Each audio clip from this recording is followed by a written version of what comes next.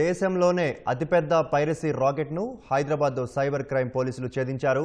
6 నిందితులను అరెస్టు చేశారు. తెలుగు సహా ఇతర భాషల సినిమాలను కూడా పైరసీ చేసినట్లు గుర్తించారు.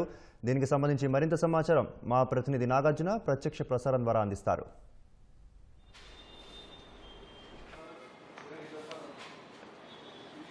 దేశంలోనే అతిపెద్ద పైరసీ రాకెట్ను హైదరాబాద్ సైబర్ క్రైమ్ పోలీసులు అరెస్ట్ చేశారు. దీనివల్ల ఈ గ్యాంగ్ వల్ల మొత్తం ఇప్పుడు తెలుగు, తమిళ్, ఇతర ఇండస్ట్రీలకు మొత్తం కలిపి 22,000 కోట్ల రూపాయల నష్టం వాటిల్లినట్లుగా ప్రాథమికంగా సైబర్ క్రైమ్ పోలీసులు గుర్తించారు. గతంలో #సింగిల్ అనేటువంటి సినిమాకి పైరసీ చేసినటువంటి సమయంలో కిరణ్ అనేటువంటి వ్యక్తిని వనస్థలిపురంలో అతను అరెస్ట్ చేశారు. అతను అరెస్ట్ చేసిన టైంలో అతని నుంచి కీలకమైనటువంటి ఆధారాలు సేకరించారు.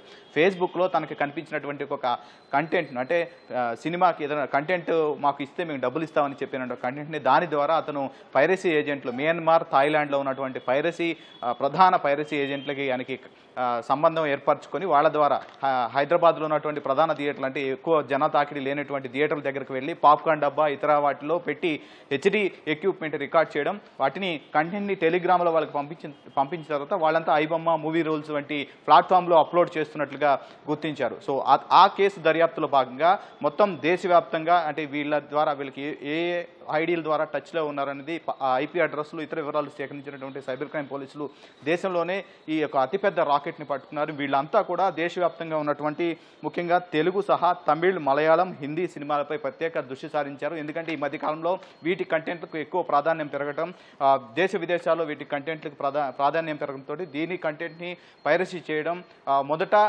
థియేటర్లకి ఏదైతే లైవ్ శాటిలైట్ డంప్ అవుతుందో దాన్ని ఐడి పాస్వర్డ్లు ప్రతి థియేటర్కి ఉంటాయి, ప్రతి డిస్ట్రిబ్యూటర్కి ఉంటాయి. కాబట్టి ఆ ఐడి పాస్వర్డ్లు కూడా క్రాక్ చేస్తున్నారు. ఐడి పాస్వర్డ్లు క్రాక్ అవున సమయంలో ఎవరైతే వీళ్ళ ఏజెంట్లు ఉన్నారో వాళ్ళ ఏజెంట్ల ద్వారా థియేటర్కి వెళ్ళి రికార్డ్ చేస్తున్నారు. థియేటర్లో ఎక్కడ కూర్చోవాలి, ఏ పొజిషన్లో కూర్చుంటే వీడియో బాగా చిత్రీకరించవచ్చు. సో పాప్కార్న్ డబ్బాలో పెట్టి, తర్వాత చొక్కా జేబులో, తర్వాత కోక్టీన్ బాటిల్స్కి సంబంధించి వాటిని ఒక రకంగా సెట్ చేసి దానికి కలర్ వేసి మరీ వాటిని రికార్డ్ చేసే విధంగా వాళ్ళకి ఎక్విప్మెంట్ కూడా సమకూరుస్తున్నారు. దాంతోపాటు వీళ్ళు పంపించినటువంటి కంటెంట్ను, టెలిగ్రామ్లో పంపించినటువంటి కంటెంట్ను వాళ్ళు ఇతర సాఫ్ట్వేర్లు వాడి దాన్ని మంచిగా ప్రింట్ లాగా చేసి దాన్ని మూవీ రూల్స్, ఇతర ఐబొమ్మ లాంటి ప్లాట్ఫామ్లో విక్రయిస్తున్నట్లుగా వస్తుంది. గతంలో కూడా ఈటీవీ విన్కి సంబంధించినటువంటి కంటెంట్ ఒకటి థెఫ్ట్ అవ్వడం, దాన్ని టెలిగ్రామ్లో పంపించడం, టెలిగ్రామ్లో హర్షవర్ధన్ గౌడ్ అనేటువంటి ఒక వ్యక్తి దాన్ని ఈ సినిమా నా దగ్గర ఉంది, రీసెంట్గా రిలీజ్ అయిన సినిమా నా దగ్గర ఉంది, దీన్ని చూడాలంటే మీరు డబ్బులు కట్టండి అని చెప్పేసి వాళ్ళ దగ్గర కస్టమర్ దగ్గర డబ్బులు వసూలు చేశారు. సో హర్షవర్ధన్ గౌడ్ని కూడా పోలీసులు అరెస్ట్ చేశారు. సో మొత్తం ఈ ప్రధాన పైరసీ గ్యాంగ్తో పాటుగా 6 ప్రధాన పైరసీ గ్యాంగ్తో పాటుగా హర్షవర్ధన్ గౌడ్ మొత్తం 7 మందిని మొత్తం ఈ పైరసీ రాకెట్కి సంబంధించి అరెస్ట్ చేశారు.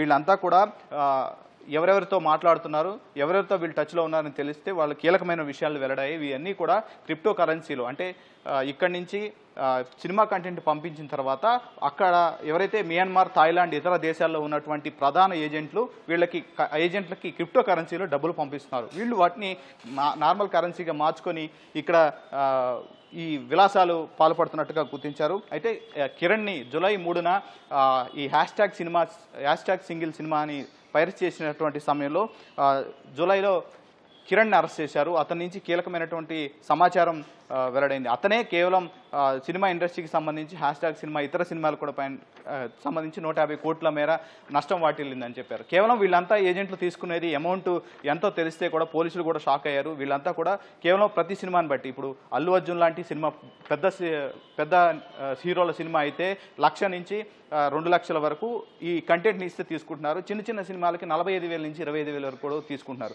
సో ఇలా దేశవ్యాప్తంగా ఇప్పుడు మనకి తెలుగు, తమిళ్, మలయాళం, హిందీ సినిమాల్లో ప్రధానంగా ఏజెంట్ను దీనికోసం, ఈ కంటెంట్ కోసమే ఏజెంట్లు ఏర్పాటు చేసుకొని ఈ ఏజెంట్ల ద్వారా కంటెంట్ తీసుకుంటున్నారు. కంటెంట్ని విదేశాలకు పోతుంది, విదేశాల నుంచి ఆయా మూవీ రూల్స్, ఐబొమ్మ లాంటి ప్లాట్ఫామ్లో అప్లోడ్ అవుతుంది. కేవలం సినిమా రిలీజ్ అయిన గంటలోనే మిగతా ప్లాట్ఫామ్లో ప్రత్యక్షం అవడం, కొన్ని చోట్ల హెచ్డి ప్రింట్లు ప్రత్యక్షం అవడం, ఓటీటీలో వచ్చినటువంటి కంటెంట్ అంతా కూడా ఈ ఐబొమ్మ లాంటి వాటిలో రావడం, ఇదంతా కూడా చాలా సినిమా ఇండస్ట్రీకి కొన్ని నెలల పాటు కష్టపడినటువంటి కష్టం అంతా కూడా ఇలా తస్కరించి ఆన్లైన్ ప్లాట్ఫామ్లో పెట్టి అమ్ముకుంటున్నారు. దీనివల్ల క్రిప్టో కరెన్సీ విదేశాల నుంచి దీన్ని దిగుమతి చేసుకున్నారు. సో ఈ కేసుని దర్యాప్తు చేసినటువంటి సైబర్ క్రైమ్ పోలీసులు మొదట ఇది చాలా ఒకరిద్దరు దగ్గర, 1-2 గ్యాంగుల వద్దరే ఉందని అనుకున్నారు. కానీ దర్యాప్తులు చాలా విస్తృతమైన వాస్తవాలు వెలుడయ్యాయి. సో దేశవ్యాప్తంగా కూడా వీళ్ళంతా చాలా కీలకంగా ముఠా ఉంది. ఈ కేసులో మరికొంతమంది నిందితులు కూడా ఉన్నట్టుగా తెలుస్తుంది. అయితే ఇక్కడ లోకల్ ఏజెంట్లకి ప్రధాన ఏజెంట్లు వేరు రాష్ట్రాల్లో ఉన్నారు. ఢిల్లీతో పాటుగా ఇతర రాష్ట్రాల్లో ఉన్నారు. ఈ ఏజెంట్లంతా మయన్మార్, థాయిలాండ్లో ఉన్నటువంటి ఏజెంట్లతోటి సంబంధాలు ఏర్పాటు చేసుకొని సో ఇక్కడి నుంచి వీళ్ళకి ఎంతో కొంత డబ్బులు ఇచ్చడం, కంటెంట్ తీసుకొని అక్కడి నుంచి ప్రధాన ఏజెంట్లకు పంపించేందుకు కొన్ని లక్షల రూపాయల్లో వాళ్ళు డబ్బులు తీసుకుంటున్నట్లుగా సైబర్ క్రైమ్ పోలీసులు గుర్తించారు. ఈ లింక్ అంతా బ్రేక్ చేయడానికి దాదాపు సైబర్ క్రైమ్ పోలీసులకి సుమారు 2 నుంచి 3 నెలల సమయం పట్టింది. మొదట ఇన్వెస్టిగేషన్ మొదలుపెట్టినటువంటి సింగిల్ సినిమా దర్యాప్తులో భాగంగా చాలా కీలక అంశాలు వెల్లడయ్యాయి. సో ఇప్పుడు వీళ్ళందరినీ కూడా పోలీసులు అరెస్ట్ చేశారు. వీళ్ళని అరెస్ట్ చేసిన తర్వాత వీళ్ళని కస్టడీలో తీసుకొని మరికొన్ని విషయాలు రాబట్టాలని చేస్తున్నారు. అయితే ఇప్పుడు ఈ కేసుకు సంబంధించి సివి ఆనంద్ ఇప్పటివరకు మన సిపిగా ఉన్నటువంటి సివి ఆనంద్ కూడా దీని మీద చాలా వర్కౌట్ చేశారు. దీని మీద పైరసీ జరుగుతున్నట్టు విషయం మీద తెలుగు సినిమా ఇండస్ట్రీలో కూడా కొన్ని లూప్ హోల్స్ ఉన్నాయని గుర్తించారు. తెలుగు సినిమాలో మీరు తీసుకోవాల్సిన జాగ్రత్తలు తీసుకోలేదు, కంటెంట్కి ఇది చాలా వాళ్ళకి ఆసరాగా మారిందనేది వాళ్ళు ఇటీవల వీళ్ళందరితోటి థియేటర్ సినిమా నిర్మాతలు ఇతర హీరోలతోటి సివి ఆనంద్ కూడా ఒక సమావేశం ఏర్పాటు చేశారు. సివి ఆనంద్ ఏర్పాటు చేసిన సమావేశంలో ఈ విషయాన్ని కూడా వాళ్ళకి చెప్పడం జరిగింది. కొన్ని కంటెంట్లను ఇక్కడ నుంచి సినిమా రిలీజ్ చేసేటప్పుడు కొన్ని మీరు జాగ్రత్తలు పాటించాలి.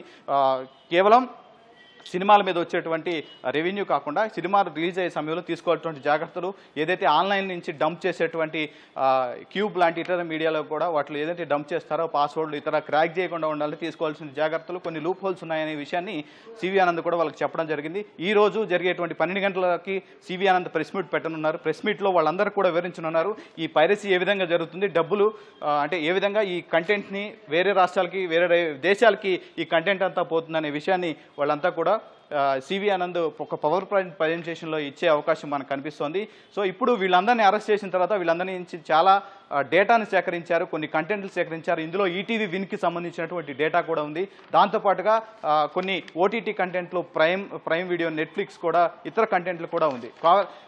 ఆశ్చర్యం కలిగించే విషయం ఏంటంటే చాలా పెద్ద సమస్య అయినటువంటి నెట్ఫ్లిక్స్కి సంబంధించినటువంటి సినిమా రిలీజ్ అవగానే గంటలో మరొక ప్లాట్ఫామ్లో కనిపించడం ఆశ్చర్యకరంగా పోలీసులు కనిపించినటువంటి విషయం. సో దీని మీద కేవలం కొన్ని కంప్లైంట్స్ మాత్రమే వచ్చాయి. ఇట్లాంటి కంటెంట్ని తప్పు చేస్తున్నారు. టెలిగ్రామ్లో మనకి న్యూ మూవీ రిలీజెస్ అని కొడితే కొన్ని వేల కంటెంట్లు వస్తున్నాయి, కొన్ని వేల పేజీలు వస్తున్నాయి, కొన్ని బాట్లు వస్తున్నాయి.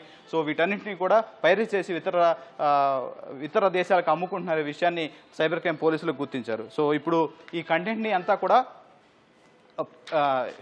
హార్డ్ డిస్కుల్లో భద్రపరిచారు. ఈ హార్డ్ డిస్కులన్నీ కూడా స్వాధీనం చేసుకున్నారు. కొన్ని ల్యాప్టాప్లు పోలీసులు స్వాధీనం చేసుకున్నారు. సో మరికొద్ది సేపట్లో దీనికి సంబంధించినటువంటి కీలకంగా విషయాల్లో పోలీసులు వెల్లడించున్నారు. హైదరాబాద్ సిపి సివి ఆనంద్ ఈ విషయాలపై పూర్తిగా పవర్ ప్లాంట్ ప్రజెంటేషన్ ఇచ్చి వివరాలు వెల్లడించనున్నారు. ఓ టు యూ.